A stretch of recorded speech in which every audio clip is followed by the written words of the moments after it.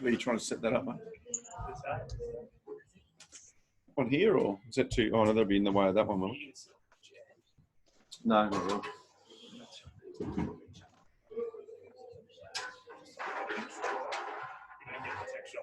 No. Put one of those white ones on top of. Nice and more.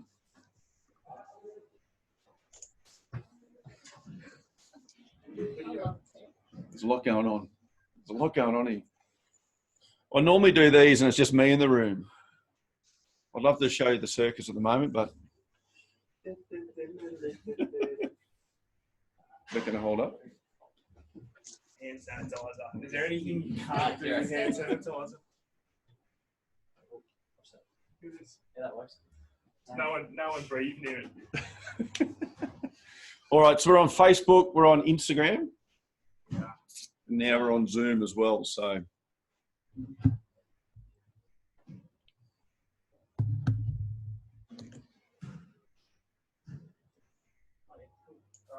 We're good to go. Everyone can see? All right, team, we might kick off. Again, we're recording this, so you'll get access to watch this back later for those that are interested. We're on Zoom here, Facebook here, we're on Instagram over here. So if you have questions and stuff as we go, feel free to ask. I'll do my best to answer those.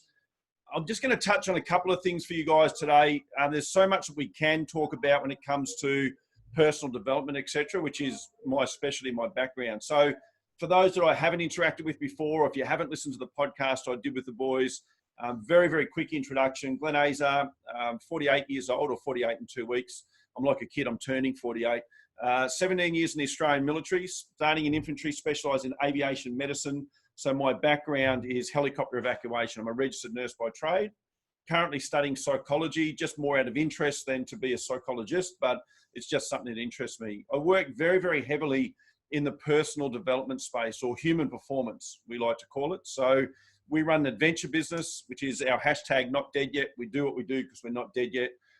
It's more of a looking back at my time in the military, mates of mine that aren't with us anymore, through my daughter and her climbing career, etc. So it's more of an honour to the people that haven't lived full lives, I guess, that I want to do the best I can with my life. That's kind of where I'm at with that not dead yet way of doing things. And I explain that because some people can feel it's disrespectful without knowing the context that we like to use that term in. So these days, what we work very heavily in is we have a gym called Project 180, and we do a lot of personal development. Obviously, during this COVID period, it's been very, very challenging for people, much more than normal. As a society, we have a tendency to live within our comfort zones, and that's great when you can get away with that. But as COVID and everything that's going on has just taught us, there are times where things that we cannot prepare for hit us. And in those times, when we start to talk about resilience, it's very, very hard to build resilience in the middle of a challenging period. We should build resilience in quiet times when things are going really well.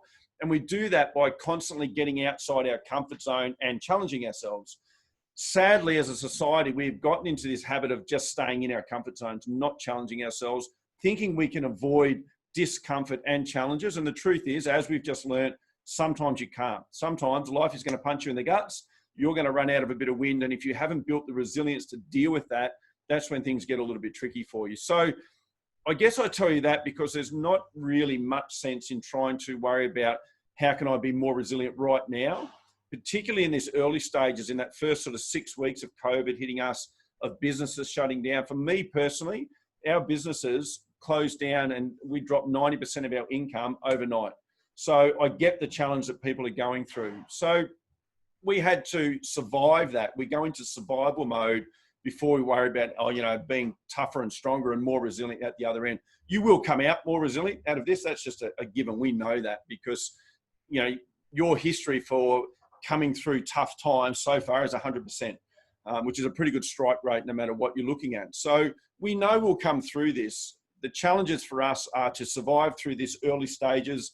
I feel like we're all through that. Now I hate to use this word, but we're now starting to hit a new normal, which means that we're starting to get an idea of what the world's going to look like post-COVID slowly, particularly as we start to open up. We've got an idea of how it's affected our businesses or our livelihoods, our families, our kids, for those who are trying to homeschool and operate from home or still go to work, etc. So you've got all that stuff going on. And in the middle of that, we're trying to maintain what we call the calm inside the chaos.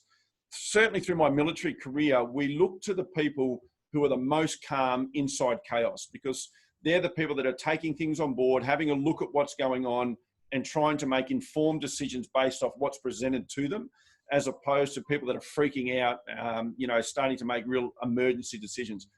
That's not to suggest that you should feel bad if you've been challenged during this. Of course, we all have. That's fairly normal. But what I want to try and run you through today is just some goal setting ideas that you can get yourself through. So on a normal goal setting for me, I'll set a 12-month plan every year at the beginning of the year. Now, of course, my 12-month plan that I set in January this year is absolutely blown out of the water as soon as COVID hit. I went from having a record year in our adventure business, me personally running 10 Kokoda tracks, leading a mountain climb in Russia, Kilimanjaro in Africa, going dog sledding in the Yukon, 10 Aussie 10 peaks. I went from all of that to nothing overnight. So my plan has to be adaptable and has to change. I don't want it to be. I would prefer to be in the situation that I planned for, but that's not reality right now. So what is normal, certainly what has been normal for me in the 10 years since I got out of the military, is no longer normal.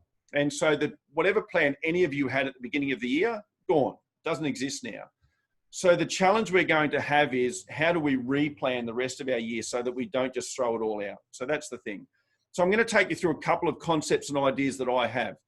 Very quickly, I want to run you through our normal goal setting plan so you understand what that's about. I have these in PDFs, which I'll send through to the boys at TradeMutt if anyone wants them. You don't have to sign yourself up to any email list. I'm not here to sell you anything. It's just if it's useful to you.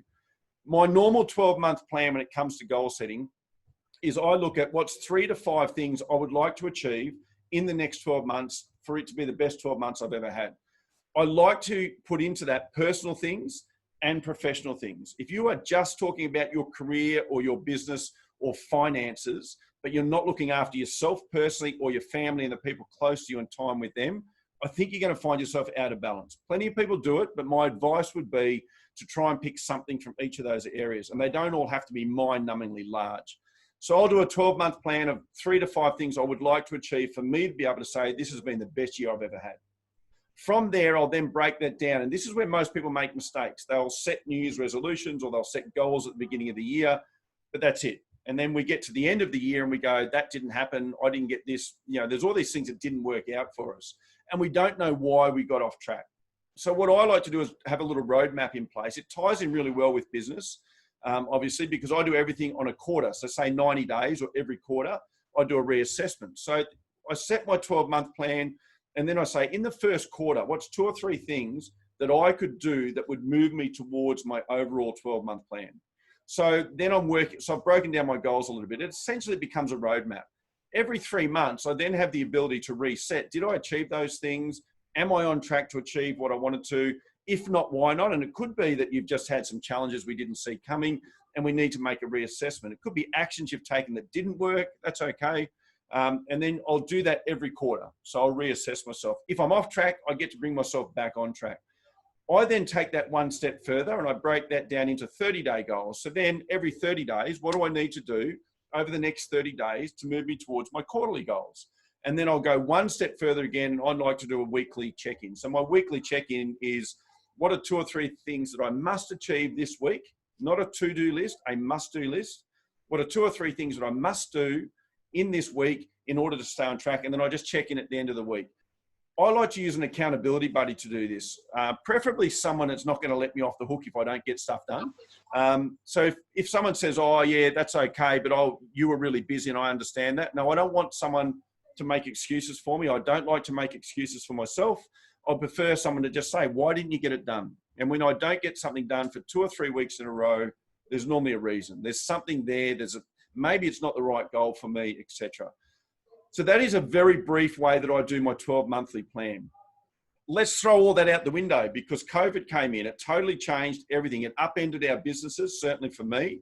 And I had to adapt, like we all have to adapt into what's normal going to be at the other end of this. And we don't fully know that just yet. But once borders are opened up and we can start to travel interstate, I can start to do some interstate adventures as an example. So what I need to do now is reassess my business plan, most certainly. I need to reassess the way I'm doing things it's made me question a little bit, am I happy with the way I'm living my life at the moment, with the amount of time I get to spend at home with family? Am I happy with the overall way that I'm doing things? And there will definitely be some changes for me. Some of those are forced upon us.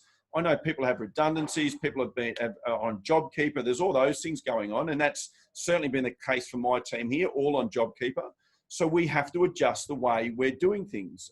So now what my plan is I'm working on 6 weekly blocks currently. So I just set myself little goals in the first 6 weeks of COVID with what information we had available to us, which was minimal. And I use a really basic plan we call the GROW model. So it's just GROW, the GROW model. That is the goal. What's my goal over the next 6 weeks? The R is for reality. What is my current reality? So right now, what is the reality of the situation that I find myself in? The O is for options. What options do I have available to me to try and change my current reality?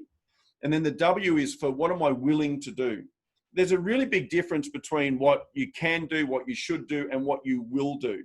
As an example, if I decide that I want to run a marathon and that requires me to run 20, 30 Ks a week, and I'm flat out running 5Ks, and I'm not willing to do what needs to be done to achieve that goal. So I have to either change what I'm willing to do, I have to be able to go out and do more Ks, or I have to change the goal to a half marathon, to a 10K or whatever.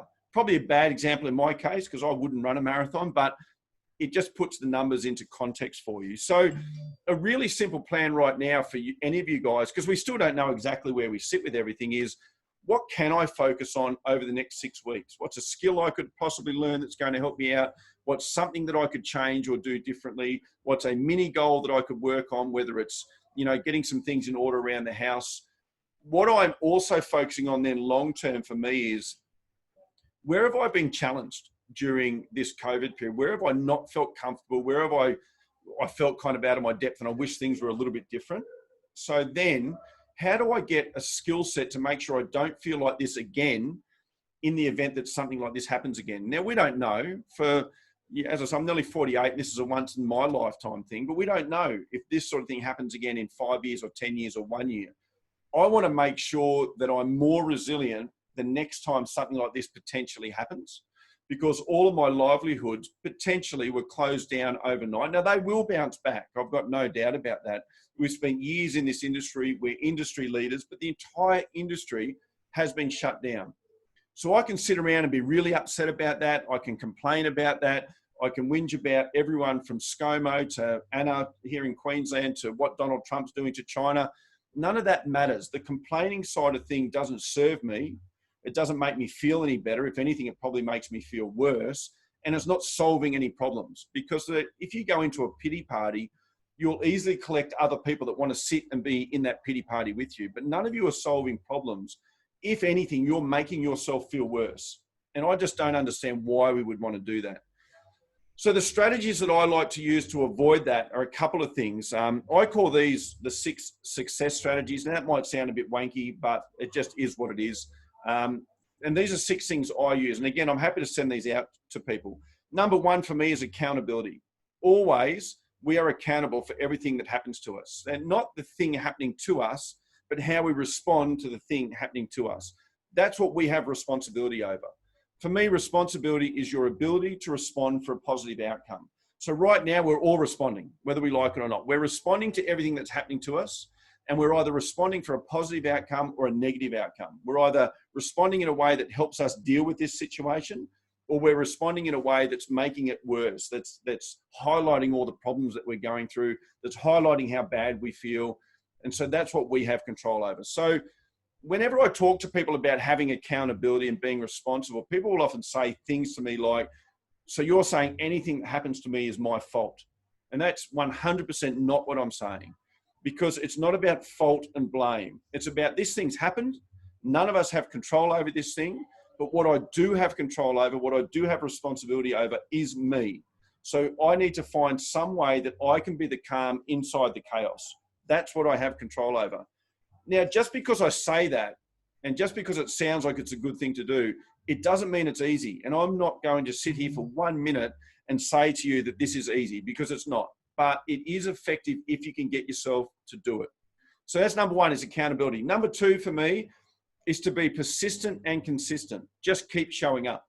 Our gym was closed overnight. 2 or 3 days before that, the international borders were closed, so we couldn't do any of our overseas trips.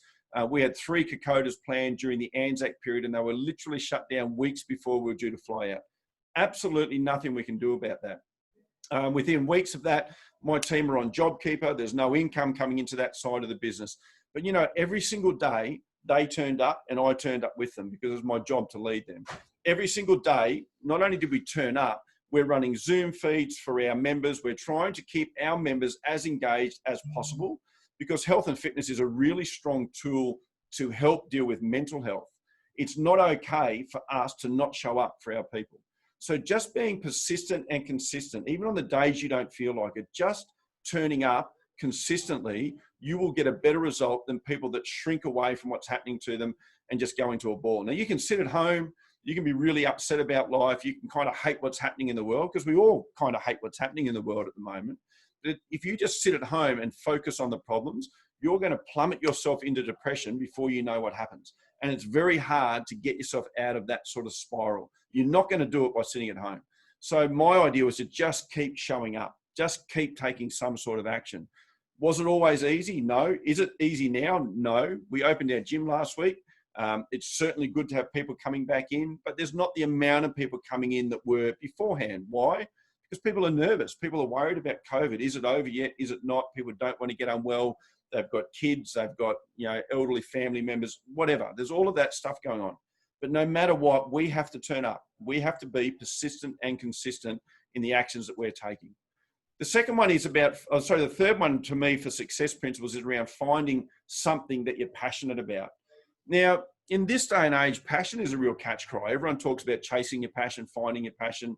What does it actually mean? To me, it's finding something that helps you focus on not what's going on at the moment. Find something that you're passionate about. My situation, I love personal development. So I get to stand in rooms like this, which I used to do face-to-face. Now I do via Zoom because that's the way the world's operating. You have Facebook, you have Instagram, you have all these ways that I can stand up and still do what I'm passionate about. What I'm passionate about is making people believe in the possibilities of what is available to them as opposed to sinking into the problems. Now, that's not always easy, but during times like this where everyone's being challenged, people need this more than ever before. So I'm able to fulfill my passion, not filling my bank account, not keeping my accountant happy or the ATO or anyone else, but I'm able to work towards my passion. So then turning up becomes important to me. Now, your passion might not be related to your work. It could be your family, it could be your parents, it could be your partner, your kids. It doesn't really matter. Find someone that needs you to show up and give your A game today. Find out who that person is or those people are. And on the days that you don't feel like showing up, you'll still get out of bed. And that's the bottom line. We just want to take action. On the days I don't feel like getting out of bed, and we all have those days, the best thing you can do is get your feet on the ground and just start moving. Take some sort of action for some sort of reason outside of yourself, and you're going to feel a lot different just by getting moving. There are days, where we probably do need to just lay in bed, but it doesn't really solve anything and it can tend to make us feel worse.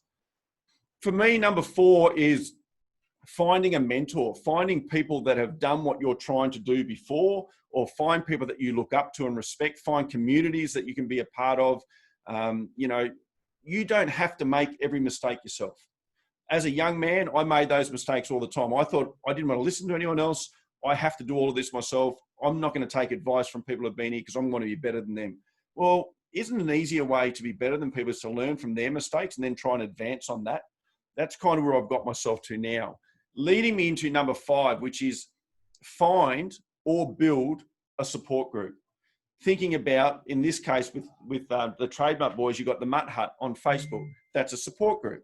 So effectively, my idea around that is you need to find yourself a support group that you can be a part of. It can be outside of your work group. And it's not just you needing support, it's you giving support to other people as well.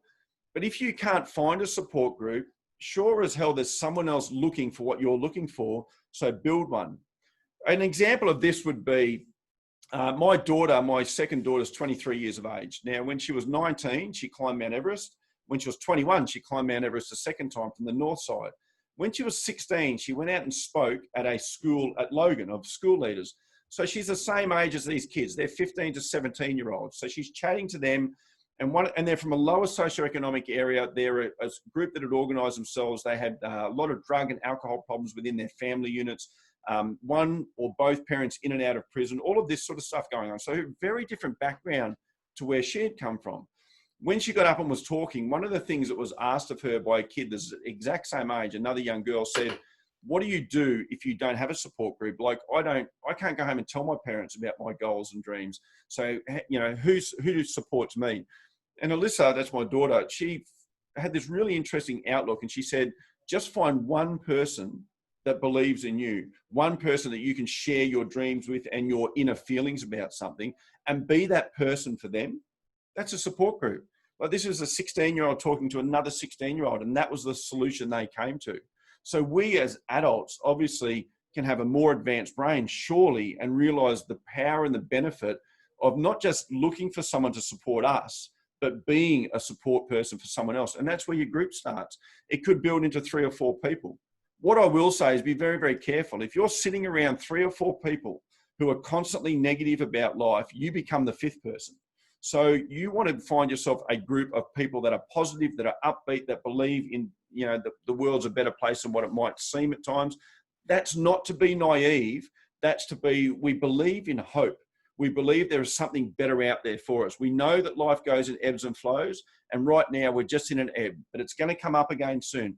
You want to be around those sort of people. It's not being naive to think positively in really tough situations. In fact, right now, in a situation we're currently in, it can be incredibly powerful. And the last one for me, and this is a really important one, so even though it's only 1 point out of 6, it's being whole in your approach. What does that mean? So I know people that are absolute workaholics, and they make a good living, and they're doing 80-hour weeks, and they pride themselves on the grind and the hustle and doing that sort of work. But they might have really poor physical health, or they might have really poor relationships at home. There are generally 3 parts to our lives. There's us personally, how we deal. There's personal, so us personally is our physical health and how we're looking after ourselves. There's our personal circle of our kids or our mum and dad or whatever our immediate situation is. And then there's our careers. You'll generally find people really out of whack in one of those areas or 2 of those areas and really flying in another one. Being whole in your approach to me is around working on your mindset, putting as much good information in as you can. If you're people that are turning up to something like this, giving up your time, you know, in the middle of the week to come in and listen to something like this, you're probably already okay with working on mindset. If you sit and watch the news all the time and you read all the negativity and you listen to all the negativity and you watch all the videos around what's bad, you'll very soon believe that there's only bad stuff happening in the world. Now, there's plenty of it, but there's plenty of good stuff as well. So I try and tip good stuff in, podcasts, books, audio books, YouTube videos. There is so much positivity available out there to us. So mindset to me is the number 1 pillar in being whole in your approach. Number 2 is around planning, which is why I go through all that goal setting stuff. How can I plan to have a different outcome than what I've currently got? Because just wishing and hoping for it is a terrible strategy. Like, luck is really good to have. We all need it sometimes, but it's a terrible strategy to bank on. So I wouldn't get yourself into just wishing I was lucky or wishing things would go well for me. I like to plan that stuff and try and influence it as much as I can. I call it living consciously or living deliberately, where I'm making choices, I'm taking actions. If I'm not getting the result I want, then I can make a different choice or take a different action until I start to get the result I want. Effectively, that's what that's about for me. Then I go into health and fitness. Now, health and fitness is not trying to be an athlete. I'm well past the age of trying to have a 6-pack or trying to be the fittest, the fastest, the strongest. But health and fitness to me is eating well most of the time, drinking moderately, so not just killing myself with alcohol or drugs in between. Physical activity nearly every day for me at some level, whether it's a walk around the block or whether you're into a more vigorous style of activity. I know plenty of people that are super fit, but they're out of whack in other areas of their life. So it's not just about physical health. You know, that's just one piece of it. The last piece of that puzzle, so again, I'll go through this: mindset, planning, and then health and fitness. The last one is recovery. Now, recovery to me isn't necessarily doing yoga or sitting, you know, meditating or, you know, coloring in and doing jigsaw puzzles, although it can be those things. It can just be simply taking time out to let yourself deload all of the information that's pumped into our heads 24 hours a day, 7 days a week, and we never or unplug from it. We're constantly on the go. These things have not made us more efficient. They've made us busier than we've ever been before. And we need to have the ability to know when to turn them off and when something does not require our time and attention. But we're constantly on the go. I have certain habits around that. My phone does not come into my bedroom. I turn it off at 8 o'clock at night. I turn it on again at 5 o'clock in the morning. I recently took emails off my phone, so now I must be on my laptop to answer emails. I've just done that for the last 2 weeks as a trial, and I like it. If people need to get in touch with me urgently, they know to send me a text message. The reason I did it was I'm constantly checking my emails. Last thing before I go to bed, first thing that I get up in the morning. Whilst I'm a registered nurse by trade, I don't practice anymore. There's no emergency that requires me to take control of it. If you're in a business that does require you to be in touch all the time, then I would suggest you need to find a system where it's not you doing it all the time, where you're sharing, or anyone in your team, where you're sharing the workload. So of course there are certain instances where we need to be able to be in touch with people. But if it's always the one person doing that, you are going to burn yourself out. You're not superhuman. You might want to be, you might have the best passion and desire in the world around whatever it is that you're doing, but you cannot work 80-hour weeks for a longevity of life and expect that you're actually going to get somewhere at the other end of that and be fully intact physically and mentally. It's just not going to happen. You're going to break down. You're not superhuman. And it's just about understanding that. So that's my idea behind the 6 success principles. I'll quickly run through them again. So accountability. I'm responsible for everything that happens to me or around me or the way I respond to it. And I'm always looking to respond for a positive outcome. Keep turning up. Be persistent and consistent. Just keep showing up. We are persistent and consistent with negatives or positives, and whichever one we choose, we're going to get that result. So the more times we turn up negative and hating on life, the more negative stuff we're going to experience. Well, that works on the positive as well. So be persistent and consistent for the results you want, not the results you're currently getting, and just keep showing up. Find something that you're passionate about, and it can even be outside of your work, so that you've got something else to focus on. For me, I've got 4 children, but my 16-year-old son is autistic and intellectually impaired. So he's mentally between the age of 5 and 6. It's very easy to find a passion and find someone to show up for when you've got someone in your life that requires you to look after them for the rest of your life. That's easy for me to find that passion. You need to find whatever that is for you. Now, all of my kids are equal, of course, but as they age, my older girls in their 20s, they have their own jobs, they're earning their own money, they don't require me as much. My son will require me when he's 30 years old, when he's 40 years old. As long as I'm alive, he's going to need us to look after him. So that's our passion. That's something that worked for us. Number 4 was to find a mentor. So find someone else that you can bounce ideas off or learn from. Now, I will quickly say about mentors, you don't even have to know these people. They don't have to be face-to-face meetings. These can be books that are written about people that you admire, whether it be a Nelson Mandela or someone not around. There will be other people out there. There will be podcasts you can listen to, that someone's interviewing someone that you really find interesting or you're inspired by. Listen to their life lessons and work out how you might be able to apply them. That's a way of having a mentor effectively. You don't have to know all of these people. Then going on to finding or building a support group, even if it's only one other person, you support them, they support you, or you build that out into a group. That's why, the Mutt Hut, that's why men's sheds, that's why all of those groups sort of work. And the last one is be whole in your approach. I like this idea of marking myself 1 to 10 in those 4 pillars. So is my mindset, with 10 being the best mindset I could possibly have and 1 being the poorest, where do I honestly rate? Am I a 5 or a 6? Am I an 8? My planning, do I actually plan? Some people love planning, some people hate it, I get it. But do I actually like planning? Am I actually doing the planning? 1 to 10. I'll rate myself on my health and fitness. I'll rate myself on my recovery. Now, for me, I know my recovery practices are quite low, and it is something that I need to work on and am working on. But if you rate yourself 1 to 10 on all of those pillars, and you're really out of whack, 8 or 9 on 1 or 2 of them, but you're a 3 or 4 on others, that's a problem that we need to identify. But then the trick to that is, don't try and change any one of those things. Don't go from a 4. How do I go from a 4 to a 10? The trick to this is, how do I go from a 4 to a 5? What would I need to do to raise myself 1 level in this area? And then take notes on that and start taking that action, and just make little incremental adjustments.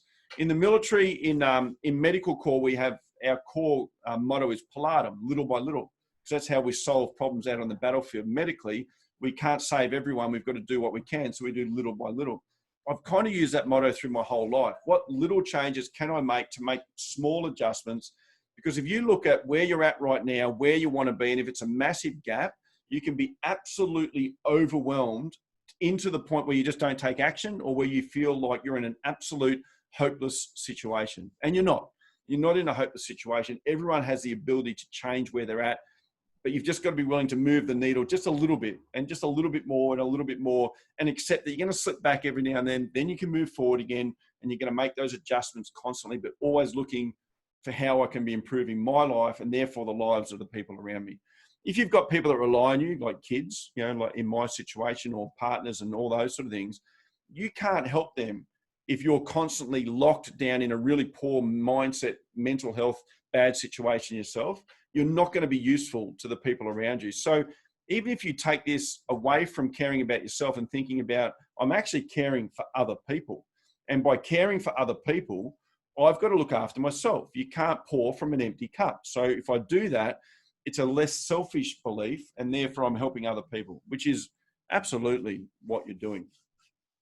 So guys, I'm going to go through and just, if you've got any questions, hit me up. I would love to answer them for you. I can see in the Zoom, we've got a heap have come up here. So I'm just going to try and find them and make sure I do the right thing and answer questions as we go. If you've got anything for me, feel free to hit me up. Brady Bunch of mutters. That's what it does look like, doesn't it? It does look like the Brady Bunch here on Zoom. Being new to the TradeMutt, I'm part of the Project 180 crew. Hey, Mel, I did wonder what the go was with the shirts tonight. Now it makes sense. Yeah, so the go with the shirts from my point of view, and I'm not the best person to explain this, Dan explains it beautifully, but they're a conversation starter. And I love that idea that when this whole idea of a high-vis shirt being branded up the way it is, straight away, particularly when they first come out, people go like, what's with the shirt, mate? Well, let me tell you about that. It's a conversation starter, which is literally what we're doing here. We're sitting here having a conversation. So, and I've done that very poor justice compared to the way Dan explains it, but he did do it on my podcast. Other tip, I'm going to delete the email app off my phone too. Yeah, it's a good idea just for a period of time, Pete. I do it for a week, and then so what I do is every week, what I've done during COVID is every week I've given myself a challenge, sometimes a physical challenge, sometimes it's around, you know, like not turning my phone on before 5 a.m.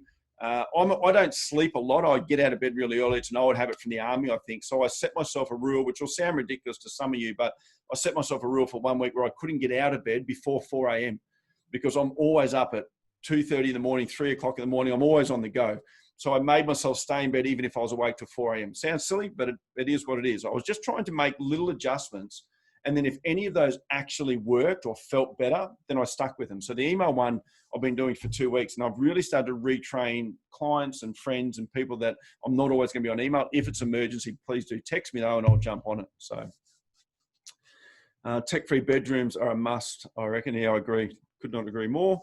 Listening to this pump, I'm buying a new TradeMutt t-shirt, but they don't have my size. All right, Laney, I'll get onto the boys for you.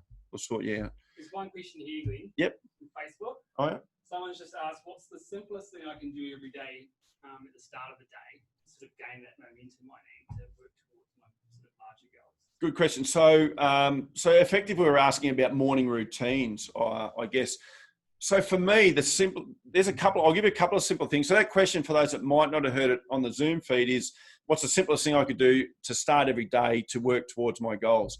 I like to write down an intention for the day. So before I turn this phone on, before I do anything with the phone, because once you turn a phone on and once you start downloading emails or even looking through social media, you're starting to respond to other people's agendas. You're not working to your own agenda.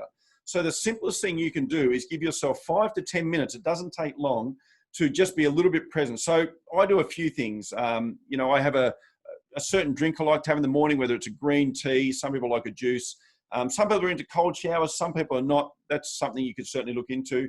I like to physically move my body. So I get on YouTube and just download a 10-minute mobility workout. So you just Google on YouTube 10-minute mobility. So it can be a yoga workout and just move my body for 10 minutes. I'm not talking about doing burpees and push-ups and stuff. So that gets me physically moving. Then I'll have my shower, have my breakfast, and then I'll just write down what's 2 or 3 things that I want to focus on today. And I'll do that before I start responding to other people's agendas, which means if I need to get out of bed 10 or 15 minutes earlier, then I'll do that and I'll have me time. before I focus on everything else. What we normally do is we just get up and go. Like we get up, we have a shower, we grab a feed or a coffee, we head straight out the door to work, and we're already on the go. And once we're on the go, we're responding to all the stimulus that's happening around us, and we're not working to our own agendas. So to me, the simplest thing you could do would be spend 10 minutes to focus on yourself, minimum of 10 minutes, up to 30 minutes, to focus on yourself and your thoughts, goals, what you're trying to do for the day, and do that before you even kick off the day. So I hope that kind of answers that. Mate, got something else here. You mentioned surrounding yourself with like-minded people who help support you to achieve your goals, but how do you break up with potentially toxic mates? That's a good question. So the question there was around how do you break up with potentially toxic mates? I want to go back at 10 years first. When I was in the army and before I got out, I was very aggressive. I was very hard on this sort of stuff. I was trying to change where I was at in life. And so my idea was, if you're someone that brought me down and wasn't on the same journey or didn't make me feel good, I would just cut you off. I'm not quite that aggressive these days. And I realize we have family members that could be the negative influence in our life that makes life really hard. It could be our best mate that we went to school with. So what I started to do was focus on what could I do to try and lift them up a little bit, try and take them on the journey with me. That was number one. Some people you can't take on the journey with you, no matter how hard you try. So then I just started distancing myself and saying no more often than saying yes. And I'll give you a quick example. I was invited to a birthday party recently, a couple of weeks ago, and the girl who invited me, it was for someone else. I just said, no, I'm not going to make it. Anyway, she said, oh, why not? And I said, because I don't want to go. And she was like a bit shocked. But sometimes it's okay to say, I don't feel like doing that. The most important commodity we have in our life is time. And we just give it away freely to people that probably don't deserve it. And then we just end up running out of time, that a valuable resource for ourselves. So to me, it's just about saying no a little bit more often to that person, stepping away from them a little bit, not cutting them off. So I don't feel like that's the right thing to help them or ourselves, but just spending a little bit less time with them. One of my best mates when I was in the army was so damn negative that I noticed every time we caught up to have coffee, I felt worse about myself. And this was only 5 or 6 years ago. So I just started saying, I was busy more often than not. So I caught up with him a lot less because I just didn't feel good when we were around each other. And I don't even think he was aware that he was doing it. Every positive you had, he had a negative for you. And it was really, really hard. And I'm always positive and I'm always upbeat. And, I would leave those coffee catch-ups feeling worse than when I went into them. So I don't know if that fully answers that, but. Another question here. You mentioned filling your cup with positive stuff, podcasts, audio books, other books. Like, what sort of stuff do you recommend that works for you that you like? So I tell everyone an absolute minimum of 20 minutes a week should be spent on personal development. But the truth is I do that every single day. That's my choice. What I do is if I find a really good podcast that I think a friend of mine might get something out of, I'll cut and paste that and send it to them in a text message and say, hey, mate, just listen to this thing and I reckon you would get a lot out of it. So take other people on that journey by sharing bits and pieces with them, I find really useful. But I'm a podcaster. I love listening to podcasts. Sometimes I've got a 20-minute drive in the car. I'll look for a 20-minute podcast and I'll listen to that. You can literally find a podcast on anything that interests you. So that's, for me, it's podcasting. But if I'm really flat and just not feeling good some days, and we all have those days, I'll either have a go-to piece of music or a go-to video on YouTube, and it will be 5 or 6 minutes. I know the boys through TradeMutt do little snapshots of their podcasts. It could be something like that, a message that hits for you or something in particular that just lands for you. And I've got some go-tos and I'll watch those, and that'll be enough to kind of change my physiology, make me feel a little bit better. Todd Sharp wants to know what inspired you to walk Kokoda so many times. Well, Todd, a couple of things. Where's Todd? Is he on Facebook or Facebook? So, Todd, there's a couple of things, I guess. Whilst I was in the army, I got asked to present because I was a junior commander, and I got asked to present to other junior commanders by our platoon commander on the Battle of Kokoda. Now, this was before people were really trekking Kokoda. So this was in the 90s. And I was embarrassed that after I'd been in the army 10 years at the stage, I didn't really know anything about this battle. And it blew my mind that, for those that don't know the history, over a 6-month period, 4,000 Australians and 15,000 local Papuan carriers had to defend Port Moresby against 24,500 Japanese, undefeated in a land battle at that time. It was crazy. They managed to pull it off. And it just blew my mind that when you go to Port Moresby, there's 4,000 Australians buried there. It's the biggest Australian war cemetery in the Southern Hemisphere. It's the biggest war cemetery, the biggest war cemetery in the Southern Hemisphere, the biggest Australian war cemetery in the world. And yet, as a soldier, I didn't know about it. And I was really embarrassed by that. So then that led to me trekking there a few years later with some mates. And then that led me to getting involved with the trekking industry once it started. What it is for me is that the journey that people go on when they go on Kokoda, so it's not about the Kokoda track itself. It's not so much about the story anymore, so far as other than me telling it. It's about you, the people that go on it, and the locals that I've built this huge relationship with over 18 years. It's about people. It's just this amazing journey. Who you are at the start of any adventure, whether it be Kokoda or anything else, and who you are at the other end, two totally different people. And the day I get bored with it, I'll stop doing it, to be honest. I've done 79 to date, and I'm still not bored with it. So. Got one more. Another one. There's a heap here on Zoom too, so I'll just quickly. Yeah. So Peter Nisbet says, what do you think about the value of peers in helping start good conversations and to also help create linkages to services that people may need for further mental health and or wellbeing health? Peter, great question. I think peers are absolutely invaluable. Like, there are sometimes we don't want to reach out to a service ourselves, but if a mate starts talking about it, that changes things for us. I don't think awareness of mental health issues is an issue anymore. I think the awareness is out there, and that's why I like the next step from awareness is having the conversations. So it's okay to be aware of it, but we all know people, I know certainly in the veteran space and very much in the construction space, and I'm sure other trades, suicide and those sort of things are a very real thing. And we don't even like to talk about that word. It's heavy. It doesn't feel good. I work very heavily in the PTSD spaces. But if we can get people away from just awareness and actually talk to each other about stuff and make that conversation normal, and certainly my experience with a younger generation is they're getting better at it. Probably my generation, that sort of 40-year-old blokes, we don't want to talk about this stuff still. Getting better at that totally changes things. So I just don't think you could possibly put a definitive value on how important your peers are in anything, because we listen to what they're watching on TV and what sport they're following. There's all these things we will talk about. Why wouldn't you make something as important as that something that you're willing to talk about? Another one here. I'm in a bit of a rut with my job, struggling to find purpose, but not really sure what to do next. Yeah. All right. So if you're in a rut with your job, the best piece of advice I can give, and this is something really big for me, is wherever you are, be there fully. So if you're in that job right now, you owe the people that you work for, you owe that job to give it 100%. But that doesn't mean you can't be looking at what would my next thing be. So let's talk about how we find what we're passionate about. Well, it's really simple. To find passion, we look at things like, what do you talk about when there's no one else dictating the conversation? What sort of things do you like to read? What sort of things do you like to watch on TV? What topics interest you the most? Find a way that you can tap into a passion. Now, it might not be that you have to do your passion for a job, but there might be something else to tie into your passion that you can use. And the job just becomes then a tool to help finance your lifestyle, look after your family, look after yourself, but whilst giving yourself and your energy and your passion somewhere else to release itself.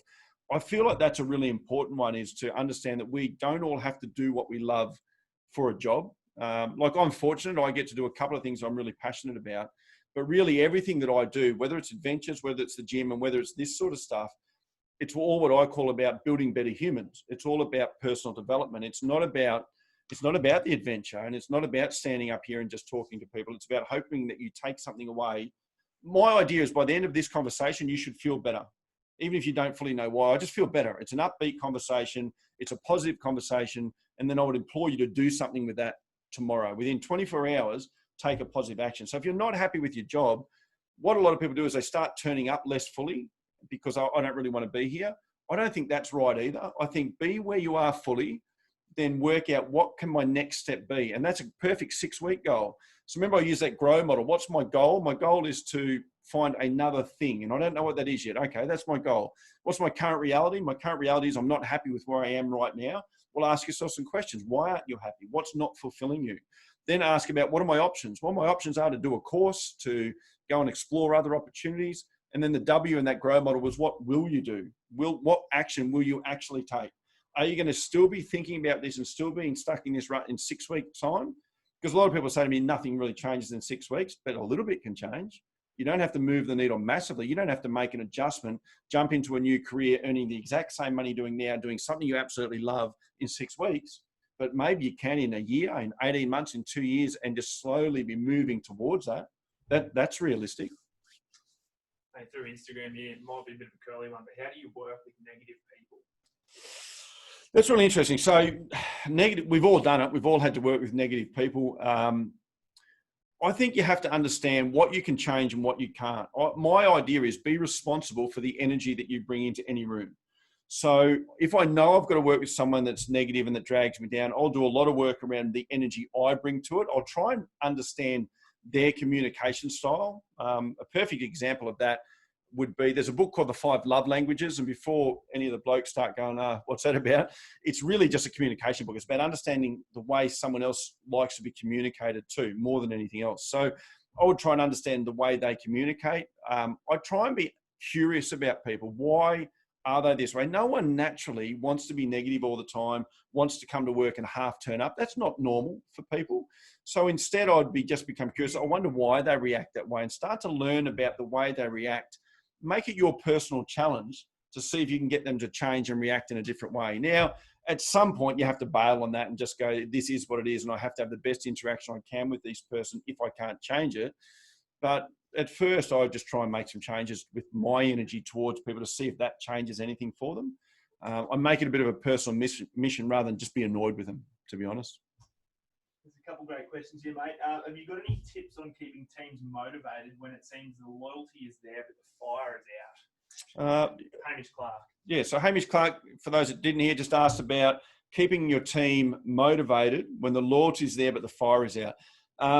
And I'm not sure of your position, Hamish, but it would be, as a business leader, I've got to set a really clear vision about where I see us in the business. Now, at the start of COVID, I had to be really clear with my team here about what the vision was, and that, yes, we're facing a tough time. This is what's going on for us at the moment. This is where we see ourselves at the other end, and just sharing the journey with them a little bit more. Often as leaders, we can tend to hold the journey a bit close to us. We just want to act stoic and act tough and everything's all right. It's okay to be vulnerable with people and say, guys, I don't really know either, but I love what we've got. I love what we're about. And I think we can work this out together, and just stay on the journey with them. I'm very, very fortunate that the guys around me have been really strong. Both of the boys that work in here full time with me actually said to me, it's been really good having a good leader to work with. Now, I take that to heart. That's really important to me. All of our members and clients at the gym have felt that same energy from us, that we just kept turning up, even when there wasn't much money floating around in our businesses, and they knew that it wasn't about that, but we just kept showing up. So yeah, the number one tip would be to share the vision with them and get into some sort of personal development, share stories, have conversations. Don't make everything just about work, but look at ways that you can be improving each other's lives, and share the vision is the number one though. And from Michelle on Facebook, do you think the lack of genuine connections with people is a key factor in high rates of anxiety and teenage suicide specifically? Yeah, look, I do a lot of work in the teenage space. The number one problem I see in nearly everything I do is communication, is people's inability to communicate clearly or to receive communication clearly. People don't like feedback. Again, the generations that we're currently dealing with teenagers like to communicate through these things, and we can fall into that trap a little bit rather than have genuine, real conversations with people. It is an art form that is being lost, but it's an art form that I think, with what happened to us in COVID, we've probably all started to realize how important personal interactions actually are for us. Even if you're someone that thinks you're not a people person, I don't need all this sort of stuff, you might change that. So yes, definitely. I've just been asked over this COVID period, we've worked in 4 different schools already that have contacted us, particularly asking us to work with teenage boys. I've got 3 daughters, so I have a passion for working with girls, but by the same token, I think a lot of young boys are still going through all of that, trying to be a tough man. They just don't know where they fit in. But kids in general are just communicating in a different way. Now, we can't complain about any of this stuff. It's not going to change. We have to work as adults on how do we adapt and how do we help support them without doing all the work for them. I'm working with quite a few kids now, 15, 16-year-olds, and the one thing I work with all of them is just trying to train them on how to raise their personal standards, their responsibility, their accountability. I work on that really heavily with them so that they can take some control over where they're at and not just blame the world and society and those sort of things. It's a really fine line between overprotecting kids and then actually giving them the power to solve some problems themselves, which they definitely have the ability to do, but they've got to be given that strength. Same as employees, the same as anyone else. Another one here, mate. Any tips? This might piggyback off Hamish Clark's question. Any tips on bringing together a divided sales operations team in the office? Yeah, I would do a workshop with them. I would get someone in who can come in and work with your team and find out, do a communication workshop, find out where the holes are in their game. There's really fun ways. If you get a good facilitator, there are really fun ways that you can get people communicating that's not even work related. If you just do personal development with your team and you're just making it about professional development, like how can we be better at sales, I think you lose people. When people feel like you care about them as individuals, they will start to care about the team a little bit more. So I do a lot of personal development, and I know other coaches who do. And my goal isn't to come in and make you a better business person, a better salesperson, a better vehicle mechanic. My job is to come in and just make you better people, help you with your personal problems, realize there's no such thing as work-life balance. It's all life. That's what I like to work on. And then when people feel like you care about them, then they're more likely to care about the outcomes of the business as a whole. So I would certainly get someone, if you've got an underperforming team, get someone in to work with them and find out why, because no one wants to underperform. No one wants to put themselves, we all have to work, right? Unless we win lotto or something, I don't know. It's not my thing, but we all have to work. So no one wants to come to work and have niggle and irritation all the time. So if that's happening, ask yourself why and what can we do about it as a team. Another one here. As a parent and a provider, I feel like my commitment to my job is having a detrimental effect on my relationships. Yes. So that one was a commitment to job having detrimental effect on relationships. That's a really big one. And that's something in society today we haven't got a handle on. I work in the jungles of PNG, not just in the cities. I work over in Africa. And what I've seen, and this is my own sort of view on the world, when I go to what we would term third world countries, the less westernized they are, the more we think that they're poor and we want to westernize them. And the truth is, I think they've got a better balance and better systems than we have, because Western society is not that happy. We've caught ourselves in this trap where we have to be so busy all the time because we're always competing. COVID, if nothing else, should teach us what is actually important in our lives. What could I change? Do I need the next biggest car, the biggest house, the biggest thing? You might think that the kids remember holidays, remember all of those important things, but what kids remember more than anything else is the time that you spend with them. That's how kids would spell love. They spell it T-I-M-E. The time that you spend with them is far more important than anything else you could ever do. But we have this idea, we've got to do something epic with them. We've got to spend all this money on them. If you carved back a little bit from your work and gave more time to them, there's a statistic floating around in the education space that says by the time your kids leave year 12, so by the time they're 18 years of age, you will have spent 80% of the time you will spend with them in their lifetime. Because once they go out to uni and go out to jobs and then go out and get married and all that sort of stuff, 80% of your children's life that you spend with them through their whole lifespan will be spent with them up until they're 18 years of age. If you take that into consideration, I reckon you'll spend your time a little bit differently. And if you're in a situation where you can't take time away from work, then you've caught yourself in the rat trap where you're just constantly going through the motions and now I have to keep working to build to the next thing. Now, I'm not saying you can change that overnight, but you can certainly change that by making some adjustments. Just going to jump on here quickly because there's a couple on here too, boys. Just talking about talking with peers.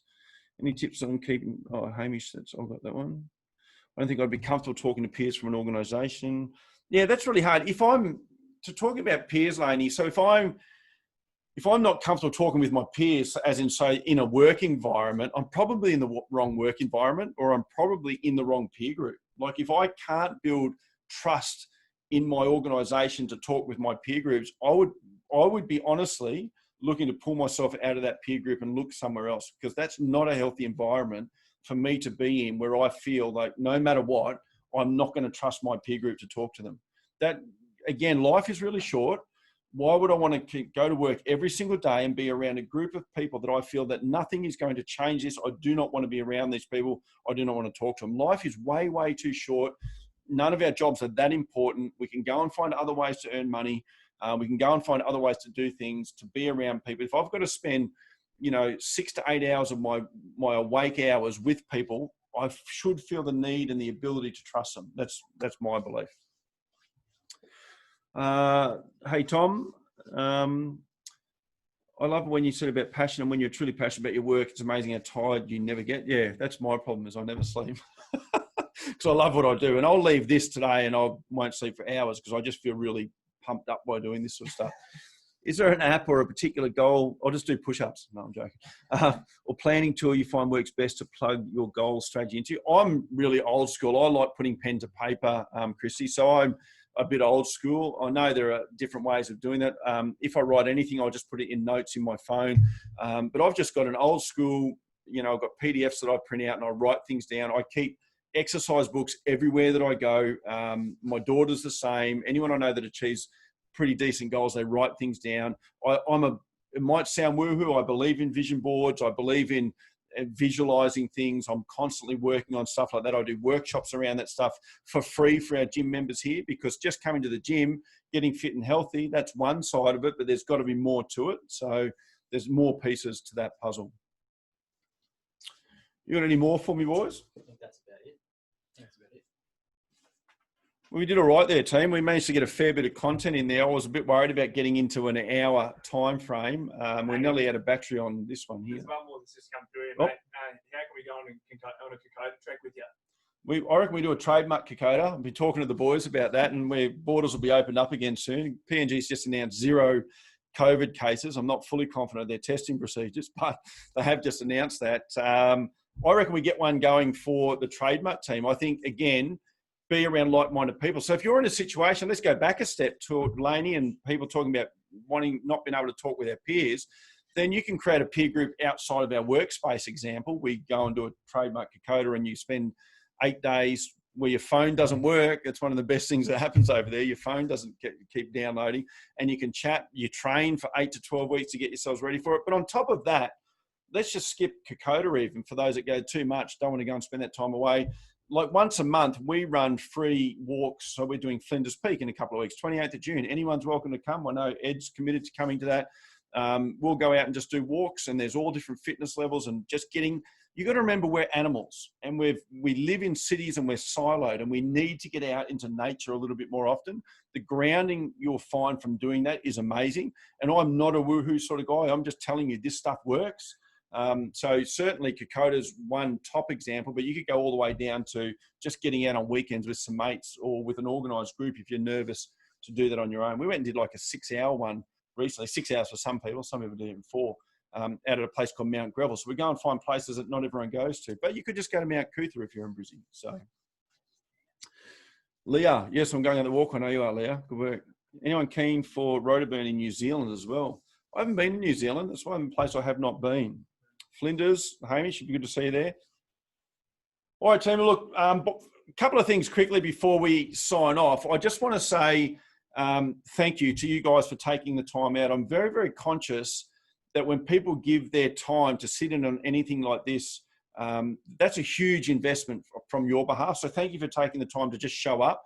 Thanks to the boys for putting this on. I think it's really important not just to be a brand that says we're conversation starters, but to actually have conversations. And I know my connection since getting involved with the boys is that they walk their talk, and that's really important to me.